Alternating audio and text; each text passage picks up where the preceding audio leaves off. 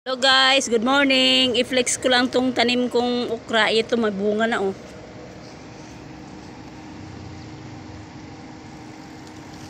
May bunga na guys at saka may bulaklak pa siya oh.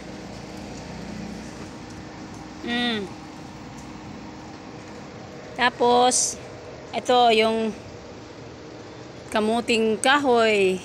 Sa Bisaya, bulanghoy. Kamuting kahoy sa Tagalog. Ginugulay ito guys, itong talbos niya. Ito, masterpiece ng mga taga Bicol. Ginagawang laing. Nilalagyan ng gata, nilalagyan ng mga daing. Yan, mayami yan. Ito, meron pang alugbati at saka talbos. Ayan, lumago na sila guys. Ayan oh.